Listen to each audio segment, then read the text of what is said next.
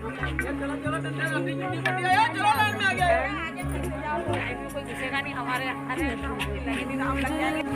Everyone, आप सबका स्वागत है हमारे चैनल पे। दोस्तों आज के ब्लॉग में हम वैष्णो धाम की यात्रा शुरू कर रहे हैं और सारा प्रोसेसिंग हो गया, कार्ड वगैरह सब कुछ लेने के बाद अब हम शुरू हो गए हैं यात्रा करने के लिए। तो चढ़ाई पे चढ़ना होता है, इसके लिए एक डंडा ज़रूरी है। तो आपको हर जगह डंडा अवेलेबल मिलेगा, आपको कोई टेंशन की बात नहीं है। और साथ में आपको कैरी बैग आपको साथ में ही रखना है, जो ज़रूरत की सामानें हो। और चलिए, और वीडियो में बने रहिएगा। लास्ट में आपको टिप्स एंड ट्रिक्स देंगे कि कब आपको यात्रा शुरू करना चाहिए, कब नहीं करना चाहिए। तो चलिए, वीडियो में बने रहिए।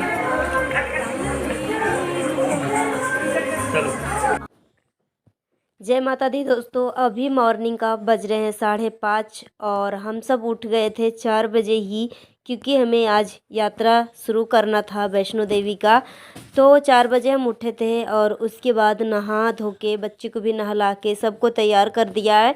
और अब जो है मैं होटल को छोड़ रही हूँ। एक रात का एक दिन का होटल था, तो यहाँ पे अब जाके रिसेप्शन पे साइन वगैरह करना होता है, तो वहाँ पे साइन करके फिर हम होटल को छोड़ रहे हैं।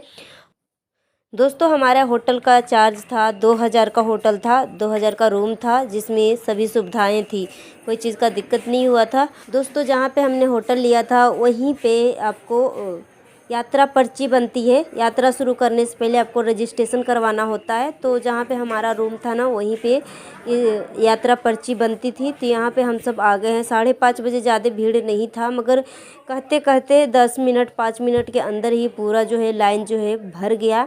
और यहाँ पे आपसे एक बात मैं बोलना चाहूँगी कि जितने भी लोग हैं ना, सबके सब नंबर में लग जाइएगा, क्योंकि सबका फ़ोटो खिंचाता है, उसके बाद ही आपको आई कार्ड मिलेगा, यात्रा पर टिकट मिलता है, पर्चा मिलता है।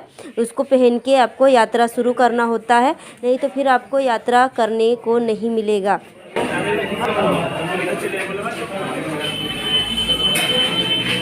दोस्तों, आज हम वैष्णो धाम का यात्रा शुरू करने वाले हैं। शुरू करने से पहले यहाँ पर पर्चा टोकन लेना पड़ता है। तो हस्बैंड टोकन लेने गए हैं और यहाँ पे देख सकते हैं।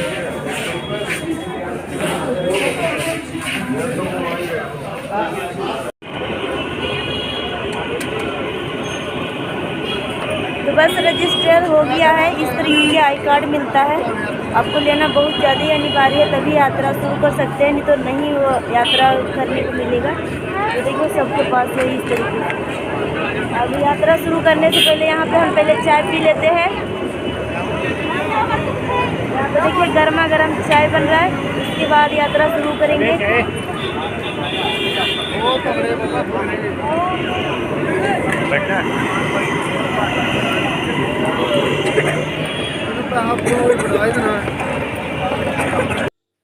दोस्तों, यहाँ पे मैं आपको बता दूं कि जहाँ पे हमने होटल लिया था वहीं से आपको यात्रा पर्चा बनता है। अगर आप होटल नहीं ले पाते हैं तो आप स्टेशन पे, अगर रेलवे स्टेशन पे रुकते हैं तो वहाँ पे भी रेलवे स्टेशन में भी वैष्णो देवी यात्रा का पर्चा बनता है। तो यहाँ से भी आप टोकन लेके यात्रा शुरू कर सकते हैं।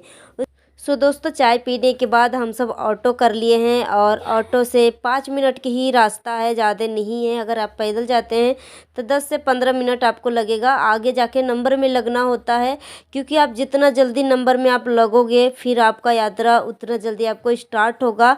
तो हम सब यहाँ पे ऑटो वाले भैया जो है यहाँ पे उतार दिए थे जहाँ पे नंबर लगता है। तो हम सब नंबर में लग चुके हैं।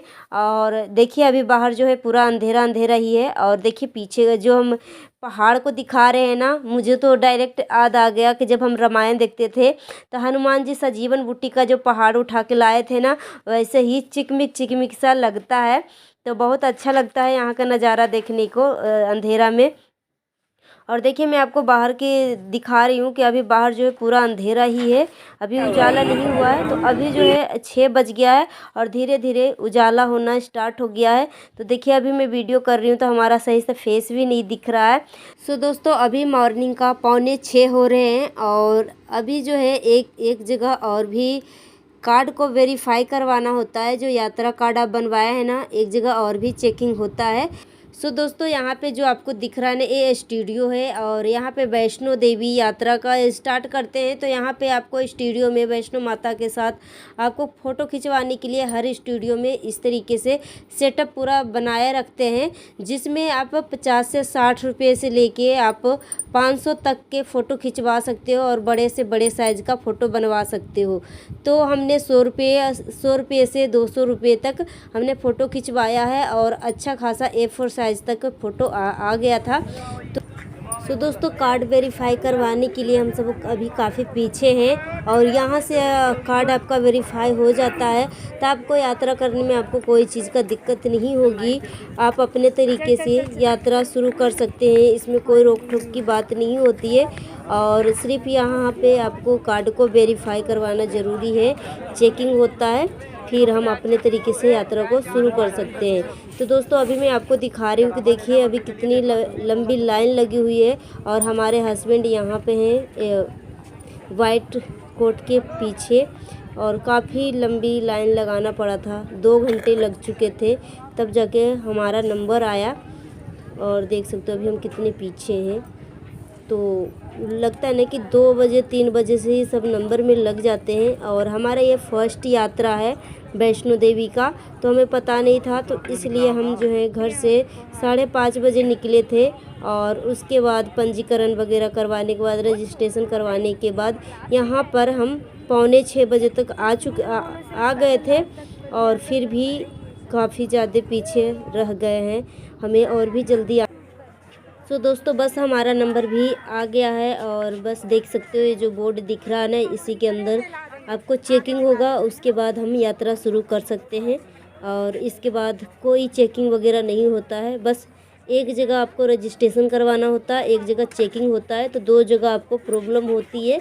उसके बाद आपको कहीं पे भी कोई रोक टोक नहीं होता है, आप अपने तरीके से जितना जल्दी आप हो सके यात्रा शुरू कर सकते हैं। सो दोस्तों जैसे कि आप अभी साइन बोर्ड को देख रहे थे कि न्यू ट्रैक, तो ये जो हमारा जो वेरीफाई होती है ना, ये बालगंगा में ही होता है, बालगंगा घाट के ऊपर ही है।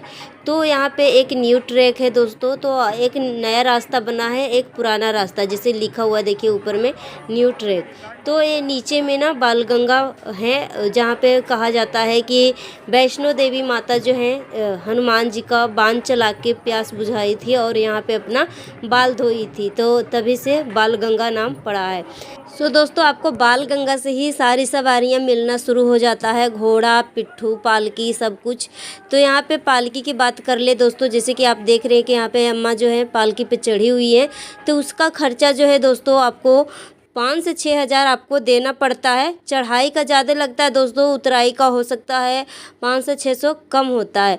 और घोड़े की बात करें दोस्तों, तो घोड़ा जो है चढ़ाई के लिए आपको 1700 रुपये लेता है और आप उधर से जब उतरते हुए आते हैं तो उधर से आपको 1300 रुपये लेता है। और आना जाना का खर्चा दोस्तों घोड़ा का बता दें, क्योंकि हम घोड़ा से आए थे, तो आना जाना का खर्चा आपको 3000 बताया था। और उसके बाद आपके पास अगर छोटे बच्चे हैं तो उसके लिए भी ट्रॉली के तरह छोटे छोटे गाड़ियाँ चलती है और वो भी आपको 1000 रुपये के अंदर मिल जाएगा।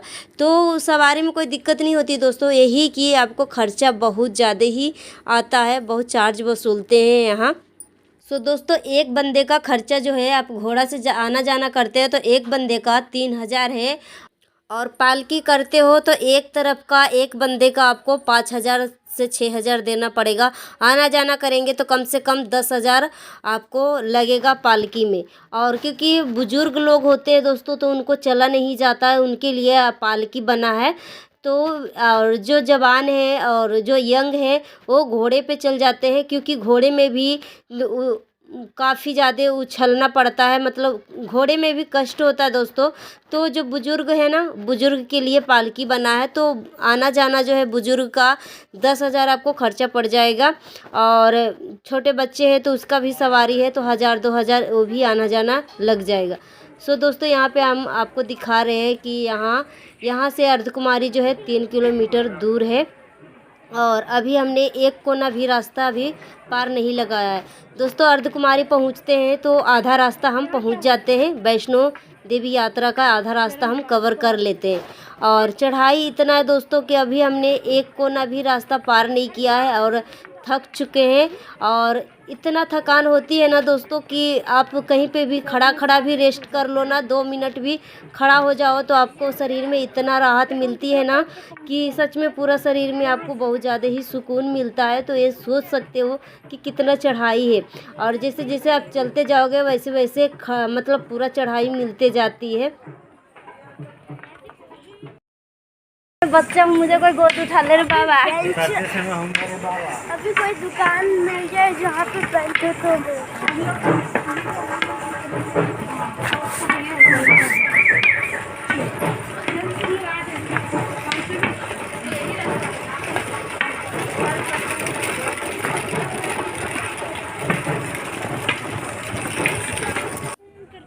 तो दोस्तों स्टार्टिंग में जब डंडे वाले दुकान वाले बोल रहे थे कि डंडा ले लो डंडा ले लो, तो हम सब पता है क्या सोच रहे थे, हम सब तो अभी जवान है, डंडे की क्या ज़रूरत है। मगर थोड़ा से ही हम चले ना तो पूरा हाथ पैर जो है ना पूरा जाम हो गया, तो डंडा लेना पड़ा। और डंडे के बिना तो आपको चढ़ाई कर ही नहीं सकते हैं, क्योंकि डंडे के सहारे आप आगे आगे खिंचाते हुए चले जाते हैं। तो यहाँ पे पानी पी लेती हूँ क्योंकि चढ़ाई बहुत ज़्यादा होता है, थकान बहुत ज़्यादा ही हो जाता है। तो यहाँ पे जितनी भी देखेंगे कि वैष्णो माता की यात्रा शुरू कर रहे हैं, सबके हाथों में डंडे हैं, क्योंकि डंडे के सहारे ही सब लोग जो हैं ऊपर तक पहुँच रहे हैं। डंडा के बिना तो आपको पार ही नहीं लगने वाला है। मगर स्टार्टिंग में हम बोल रहे थे कि हमें डंडा नहीं लेना है भैया, क्योंकि अभी हमें डंडे की ज़रूरत नहीं है। मगर थोड़ा सा ही हमने चढ़ाई किया कि डंडा का याद आने लगा कि चलो भाई हमें भी डंडा लेना ज़रूरी है। तो दोस्तों यहाँ से अर्ध कुमारी जाने के लिए यहाँ से भी 2 रास्ते हैं, एक सीढ़ी का रास्ता है, एक ऐसे ही चढ़ाई का रास्ता है। तो हमने सीढ़ी वाला दोस्तों हमें पार ही नहीं लग रहा है, क्योंकि पैर जो है आगे बढ़ाने ही नहीं दे रहा है। तो सीढ़ी वाले से तो हम जा ही नहीं पाते हैं। जैसा दिख रहा है रियल में मोबाइल में तो अभी 10:30 हो गया है और अभी देखते हैं कितने बजे तक कंप्लीट कर पाते हैं यात्रा को। अभी आधा रास्ता भी कंप्लीट नहीं हुआ है और सुबह 6 बजे से स्टार्ट किए थे, अभी 10:30 हो रहे हैं। ठंडी लगेगी, सोच के आए थे कि बर्फबारी होगी, यहाँ पे तो ठंडी लग रही है।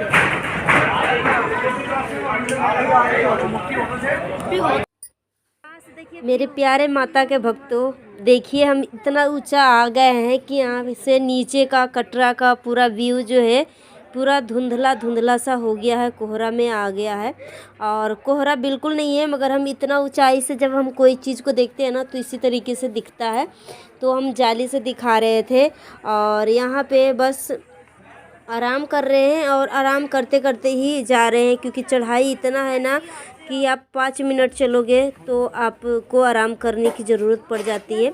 और यहाँ पे मंकी थी, एक छोटा सा बच्चा था जो कि रो रहा था, तो हमने एक बिस्कुट दे दिया इसको और ऊपर में इसकी फैमिली बैठी हुई थी। और जैसे ही एक बिस्कुट मैंने फेंका ना इसको देखिए 2 मंकी जो है बड़े बड़े आ गए और बहुत डेंजरस तरीके से दांत निकालने लगे हमला करने के लिए। तो हमने पूरे के पूरे पैकेट जो है फेंक दिया और मतलब मंकी को दे दिया खाने के लिए। नहीं तो फिर यहाँ का जो मंकी है ना मतलब डायरेक्ट हमला कर देते हैं और कुछ भी लेके भाग जाते हैं। तो हमें डर लग गया। तो देखिए मैं अपने बच्चे का बिस्कुट जो है ना पूरे के पूरे पैकेट दे दिए और देखिए किस तरीके से पोंछ के खाता है।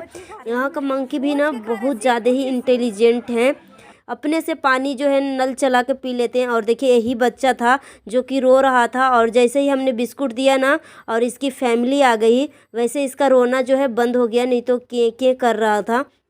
और देखिए किस तरीके से पैरों से बिस्कुट को पोंछ पोंछ के खा रहा है। और यहाँ का मंकी सच में बहुत ज़्यादा ही तेज़ होते हैं। खाना चाहे कुछ भी आप पीते हुए जा रहे हैं ना तो आपको डायरेक्ट आपके हाथ से छीन के भाग जाते हैं। तो यहाँ पे देखिए एक शेर सिंह आया जो कि सबको अलग कर दिया और अकेले सारा के सारा पैकेट जो है बिस्कुट का खा गया। और बस कुछ ही दूर में है अर्धकुमारी और जो कि हम पहुँचने वाले हैं और वहीं पे पहुँच के हम खाना उना खाएंगे। और यहाँ पे देखिए मैं आपको साइन बोर्ड दिखा रही थी, तो देखिए हम अर्धकुमारी जो है पहुँचने वाले हैं।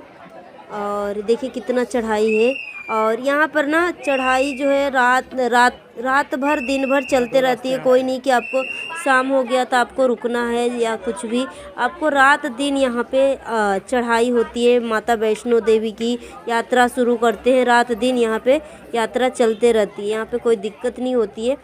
तो चलते चलते फिर से हमने चला और फिर से हमें आराम करना पड़ा।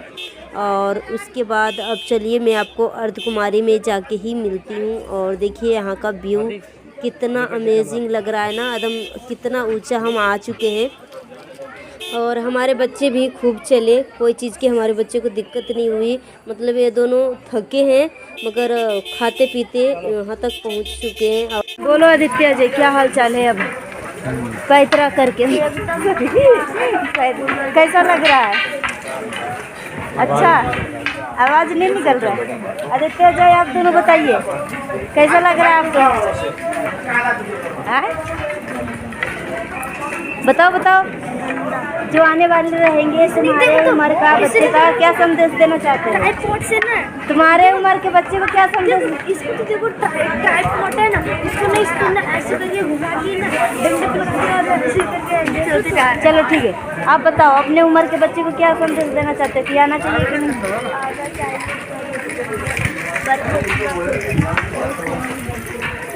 अपने कैरी बैग में क्या पैक करके लेके आना चाहिए? अभी कहाँ पे हो? खड़ा हो, बताओ क्या क्या खाना? पपाया और फ्रूट वगैरह कैरी बैग में जरूर रख ले, है ना? तो अभी हमारा आधा रास्ता जो है कंप्लीट हो चुका होगा ना? से भी कम, आधे से भी कम बचा है। अब आधा से भी कम है और टाइमिंग हो रहा है 11 बजने वाला है, 49 किलोमीटर दूर है। 10:49 हो गया है। अभी यहाँ से 4 किलोमीटर दूर है वैष्णो देवी टेम्पल। चलिए देखते हैं कि कितना टाइम हमें लगता है वैष्णो धाम माता के मंदिर पहुँचने में। अच्छा ठीक है। सो दोस्तों हम सब जो हैं अर्धकुमारी पहुंच चुके हैं। और अर्धकुमारी से आपको इस तरीके से गाड़ी आपको मिल जाती है, और जो कि आपको 1 से 1.5 किलोमीटर 2 किलोमीटर के दायरे में ही आपको पहुंचाएगी। और आगे की जो चढ़ाई है आपको खुद से करना पड़ेगा। मगर यहाँ का जो चार्ज है दोस्तों, अभी गाड़ी का जो गाड़ी देख रहे थे आप, अगर गाड़ी से जाते हैं तो आपको चार्ज एक बंदे को आपको 300 देना पड़ता है। 300 से 350 रुपये एक बंदे का चार्ज लगता है। और आपको 1 से 1.5 किलोमीटर दूर तक ही पहुंचाते हैं, और आगे की चढ़ाई आपको खुद करना पड़ता है। अजय क्या कर रहा है?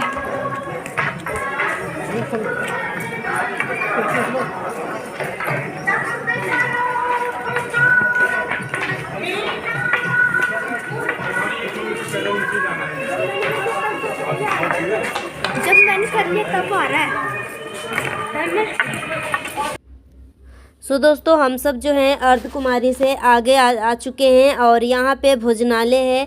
और यहाँ पे दोस्तों वैष्णो देवी माता ट्रस्ट के तरफ से ही ये सब उपलब्ध कराते हैं। और यहाँ पे आपको 45 रुपये का थाली में आपको पेट भर जाएगा। और यहाँ पे आपको 45 रुपये में कढ़ी चावल, छोले चावल और राजमा चावल, डोसा, सांभर, ये सारी चीज़ें आपको 45 रुपये में मिल जाते हैं। तो यहाँ पे देखिए हम सब जो है खाना खा लेते हैं, उसके बाद हम फिर यात्रा को कंटिन्यू करेंगे। और आदित्य अजय को जूस भी दे दिए हैं ताकि खाना के साथ साथ जूस भी पी लेंगे। और मेरे हस्बैंड जो हैं चाय ऑर्डर किए हैं, तो चाय वो खाने के साथ वो चाय पियेंगे। तो हमें चाय पीने की आदत नहीं है, तो मैंने चाय को नहीं पिया है। और हम सब जो है जूस भी ले लिए हैं, ताकि जूस पीने से ना एनर्जी बनी रहती है। तो इसलिए बच्चे को जूस पिलाते पिलाते हम पहुंचा रहे हैं, और ख़ुद भी एनर्जी की ज़रूरत होती है क्योंकि चढ़ाई बहुत ज़्यादा होता है। तो खाना वाना खाने के बाद हम जो है यात्रा जो है कंटिन्यू कर लिए हैं। मेरे प्यारे माता के भक्तों, बहुत मुश्किल हो रहा है ऊपर चढ़ना। अभी टॉप पे चढ़ना है, एकदम रास्ता भी नहीं बन सांसें खुल जाती। हाँ क्यों नहीं आना। अभी तो बोल रहा था कि 2 किलोमीटर दूर है। अभी 2.5 किलोमीटर और तय करना है। 2.5 किलोमीटर से यहाँ ज़्यादा ही है। 2.5 किलोमीटर से ज़्यादा ही है। चलिए पहुँच के मैं आपसे मिलती हूँ। सो दोस्तों हम सब पहुंच गए हैं वैष्णो देवी माता के पास और यहाँ पे हम लॉकर के पास आ चुके हैं। जो भी आपके पास सामान वगैरह है आप लॉकर में रख दीजिए और मोबाइल वोबाइल कुछ भी ऊपर ले जाने नहीं देते हैं, तो हम सब जो है मोबाइल वोबाइल को लॉकर में ही रख देंगे। तो यहाँ पे पता कर रहे हैं कि किधर लॉकर है।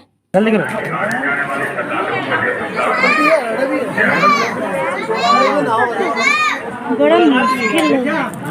चलिए मैं भी चलती हूँ। क्या चलना? मैं भी जानता हूँ। चलिए मैं भी जानता हूँ। चलना लीची का मतलब होता है दोस्तों, यहाँ पे मोबाइल अलाउ नहीं है तो अभी हम लॉकर में रखने जा रहे हैं। तो चलिए दर्शन करने के बाद मैं मिलती हूँ।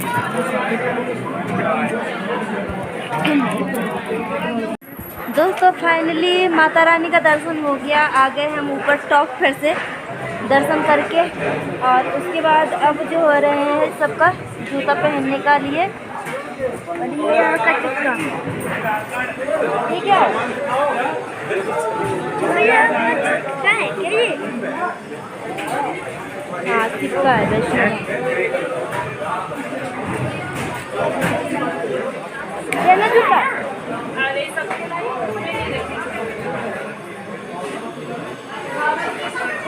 मेरा सिक्का गिर गया मैं। सिक्का। सो दोस्तों सारे सामान जो लॉकर में रखे थे सब कुछ निकाल के अब हम सब जूता पहन रहे हैं और ऊपर अभी 2:11 हो रहे हैं और हम दर्शन करके नीचे आ चुके हैं। अभी जुराब वगैरह हम पहन रहे हैं। घर से हम 6 बजे निकले थे और 2 बजे तक हम दर्शन कर लिए और घर जाते जाते देखते हैं लगता हम पहुंच जाएंगे 7 बजे तक।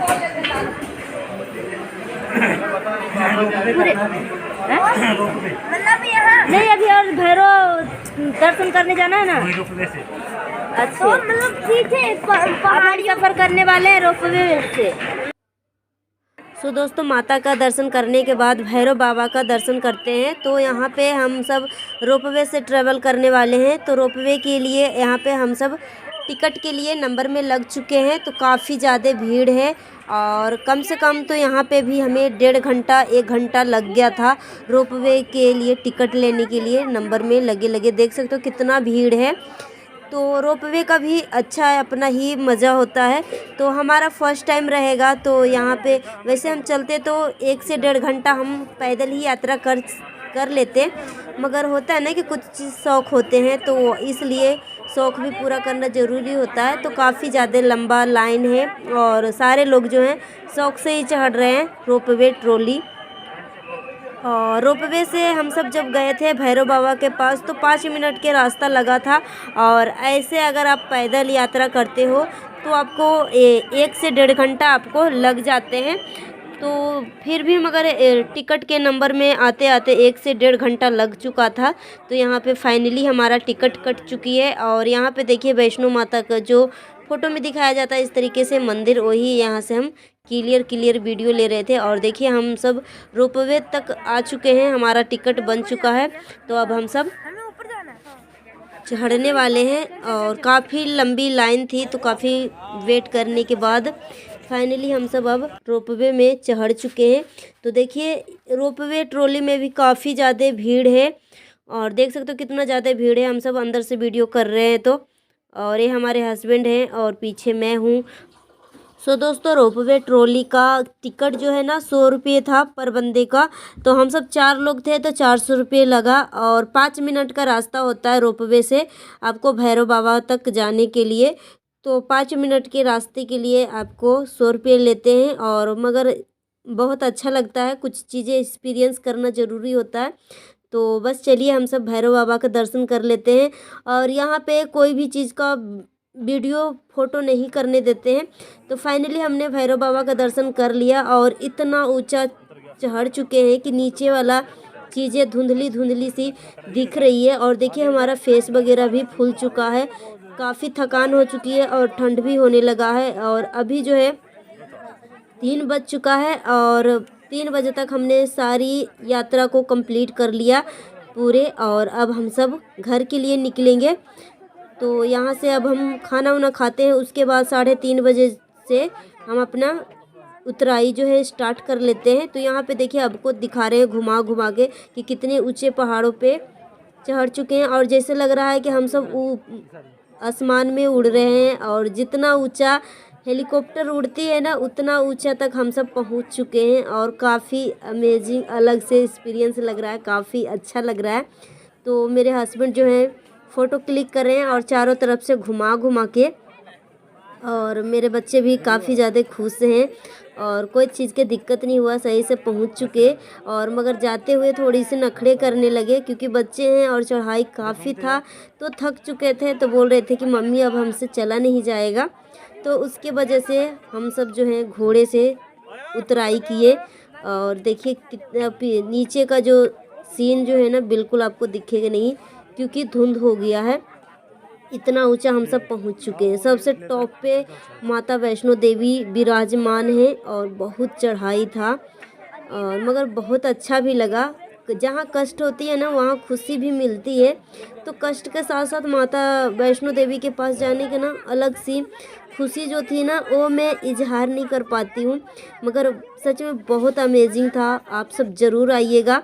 और उसके बाद खाना वाना खाने के बाद यहाँ पे घोड़े पे बैठ चुके हैं, और देखिए हमारे हस्बैंड बैठ रहे हैं और यहाँ पे हमारे बच्चे बैठ चुके हैं। और सबसे पहले मुझे ही बैठा दिया था, और मेरा घोड़ा जो है ज़्यादा ही शैतानी कर रहा था। मुझे तो डर लग रहा था, मैं तो बोल रही थी कि भैया कहीं घोड़े को कुछ परेशानी तो नहीं है ना, खाना वाना सही से खिलाते हो ना, क्योंकि मन में डर लगा रहता है कि कहीं घोड़े भूखा प्यासा रहेगा तो उसको कष्ट होगा, तो उसकी वजह से हमें भी कहीं नुकसान ना कर दे।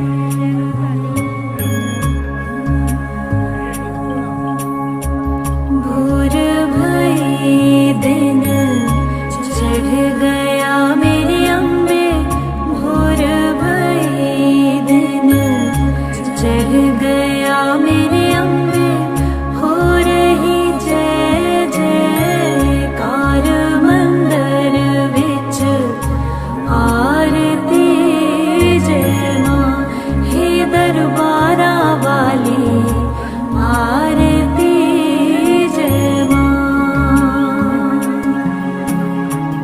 काहे दी मैया तेरी आरती बनावा, काहे दी मैया तेरी आरती बनावा, काहे दी पावा विच बाती मंदिर विच आरती जय मां, सुहे चोलिया वाली आरती जय मां। सर्व सोने दी तेरी आरती बनावा। सो दोस्तों यहाँ पे आदित्य और अजय का सीट जो है ढिसमिसा गए थे, दोनों गिरने वाले थे। तो मैंने बोला कि भैया ये दोनों लुढ़क रहे हैं, इनका सीट सही कर दो। तो यहाँ पे घोड़े वाली भैया जो हैं इन दोनों को उतार के फिर इनका सीट जो है सही कर रहे हैं। और आदित्य अजय बहुत ज़्यादा ही खुश हैं। मैं पूछ रही हूँ कि मज़ा आ रहा है, तो बोल रहे हैं कि हाँ मुझे मज़ा आ रहा है। और इन दोनों का जो है आदित्य और अजय का फर्स्ट एक्सपीरियंस रहेगा घोड़ा का, और घोड़े पे चढ़ के काफ़ी ज़्यादा खुश लग रहे हैं। तो यहाँ पे पहले जो है आदित्य को बैठाते हैं, उसके बाद अजय को बैठाते हैं। तो आदित्य के आगे ही अजय को बैठाते हैं। तो देखिए अभी किस तरीके से बैठाएंगे। और फिर इस बार जो है ना दोनों को एक दूसरे से बांध देते हैं। देखिए यहाँ पे बैठाने के बाद, क्योंकि फर्स्ट टाइम जब नहीं बांधे थे तो आगे पीछे हिलने लगा था। तो मैं बोल रही थी कि कहीं ज़ोर से तो नहीं बांध रहे हैं, तो फिर वो बोल रहा था कि नहीं मम्मी ठीक है। तो यहाँ पे देखो इन दोनों को बांध रहे हैं कपड़े से, जो मफलर होते हैं ना उसी से। देखिए और फिर इन दोनों को बांधने के बाद हम उतराई को स्टार्ट करेंगे। और 6 बजे तक हम जो है वैष्णो धाम माता के यात्रा करके चढ़ाई उतराई हम 6 बजे तक कर लिए थे। तो दोस्तों जय माता दी। जैसे कि हमने आपको बताया था कि आपको लास्ट में आपको कुछ ऐसा टिप्स एंड ट्रिक्स दूंगी वैष्णो माता यात्रा को स्टार्ट करने के लिए। तो दोस्तों फर्स्ट नंबर तो ये है कि वहाँ जो है आपको यहाँ का या दूसरे स्टेट का आपको जो इंटरनेट है काम करना बंद हो जाता है। तो आपको वहाँ पे वैष्णो देवी यात्रा को स्टार्ट करने के लिए आपको हर दुकान में आपको वैष्णो यात्रा आपको सिम मिल जाता है। तो आप वहाँ से चाहते हो तो आप यहाँ से सिम ले सकते हो।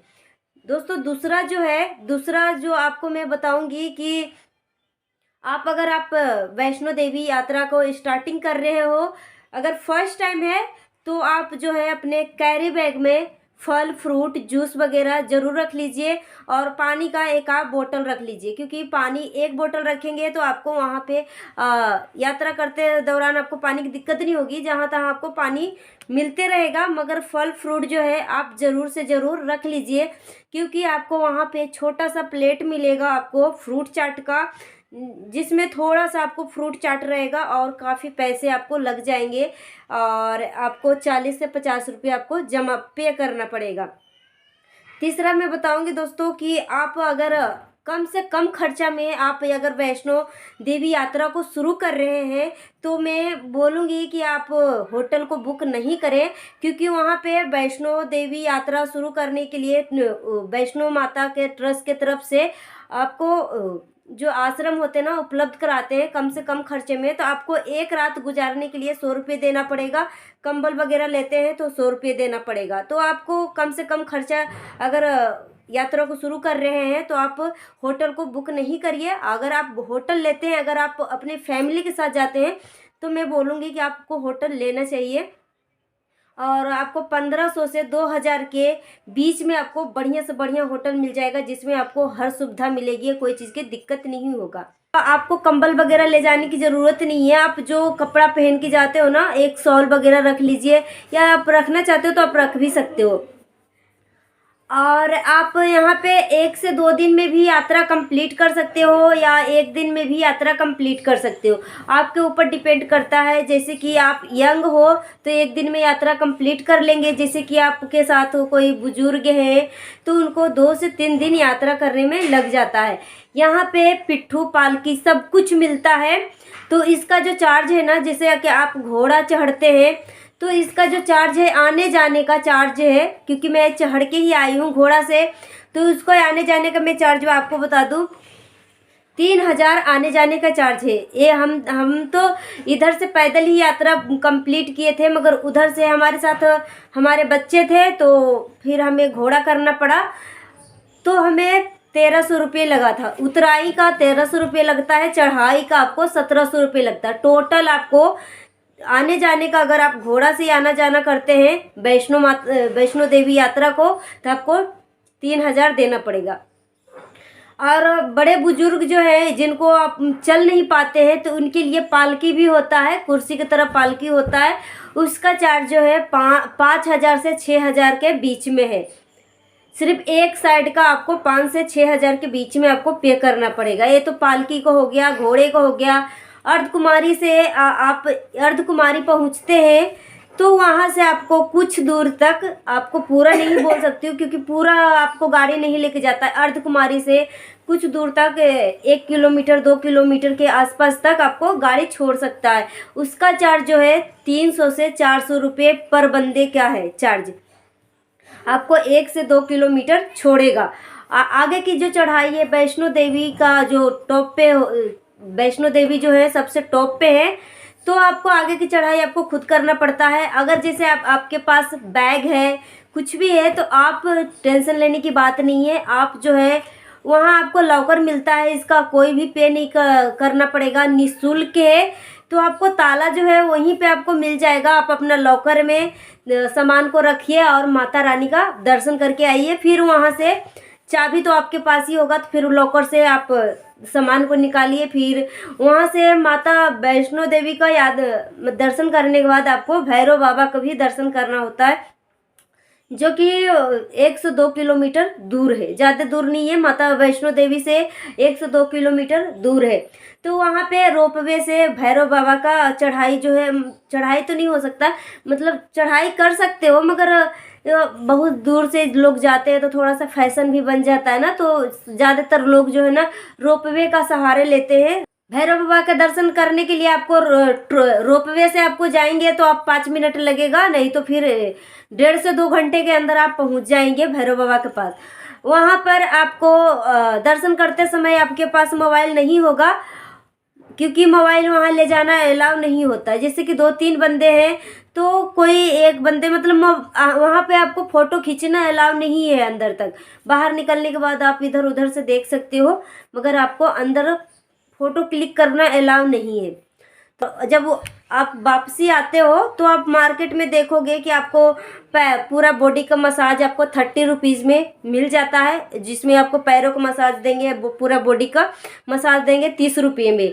और फ़ोटो वोटो भी आपको 50 रुपये से 200 रुपये 250 रुपये मतलब अच्छा खासा आपको फ़ोटो मिल जाता है। तो हमने 100 रुपये से 200 रुपये तक का हमने फ़ोटो खिंचवाया, जो कि A4 साइज़ में हमारा आ गया था। तो दोस्तों आशा करती हूँ आपको आज की जानकारी अच्छी लगी होगी वैष्णो देवी यात्रा का। और कैसा लगा नहीं लगा आप हमें कमेंट बॉक्स में करके बताइएगा, कमेंट करके बताइएगा। और जितना हो सके वीडियो को शेयर करिएगा, सपोर्ट करिएगा। तो मिलती हूँ नेक्स्ट वीडियो में, तब तक के लिए बाय बाय, जय माता दी।